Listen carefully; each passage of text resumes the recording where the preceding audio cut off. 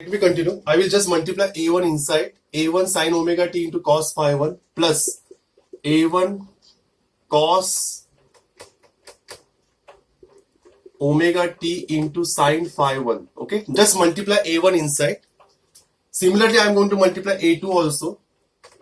a2 into sine omega t into cos phi 2 plus a2 into cos omega t into sine phi 2. Okay, just multiply inside. Okay, so now students, what will be the next? Students, can you take some common? What we have to take common? We have to take sine omega t common. So sine omega t is present in this first and third term. So what if I take sine omega t common? So what will be the remaining term? If I take sine omega t common, what will be the remaining term? Who will tell me? a1 cos phi 1, agreed? Plus a2 cos phi 2. Listen, students, simple mathematics I am doing. a1 sin omega t plus cos phi 1 and a2 sin omega t into cos phi 2. What we have taken common? Sin omega t. So what are remaining term? a1 cos phi 1 plus a2 cos phi 2. a2 cos phi 2. Agreed? Similarly, what you can take common from second and fourth term? Cos omega t. If I take cos omega t common, what are the remaining terms?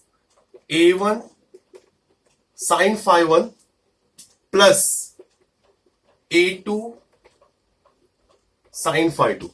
Okay, students, remember the basic steps. Okay, students, what you observe in this bracket and this bracket, we observe both the brackets. If I consider first bracket, I observe that a1 into cos phi 1 plus a2 into cos phi 2 consists of amplitude and cosine terms. Okay, amplitude and cosine terms. So if I consider two amplitude, so resultant amplitude I have to consider. What is resultant amplitude? R. And resultant phase also I have to consider. Means I have to replace a1, a2 and cos phi 1, cos phi 2 by the resultant term which consists of amplitude and cosine term. Okay, I didn't change any cos to sine. I kept cos as a cos, but resultant phase I have to consider what? Phi. And resultant amplitude I have to consider R. Similarly, for the second term, we observe that second bracket also consists of a1 sin phi 1 and a2 sin phi 2. Okay, so this particular second bracket also consists of what? Two amplitudes and sine terms. Two amplitude and sine term. So I have to replace by what? Resultant amplitude is R and sine. Okay, this is very important step. Okay, so you have to replace resultant amplitude and cosine term by resultant R cos phi, and the amplitude and the sine term by resultant amplitude, that is R and sine phi. Okay, that much you have to do. Next, what will be the new equation if I substitute this particular format into the equation? So what will be the x? So sine omega t, this whole bracket is replaced by what? R cos phi.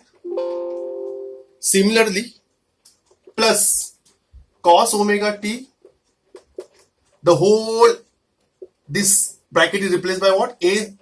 R sin phi. R sin phi. Agreed? Now what will be the next step? Students, if I take R common, what will be the next step? Sin omega t into cos phi plus cos omega t into sin phi. Agreed?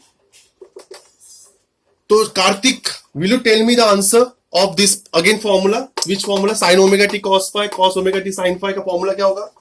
Will you tell me the formula?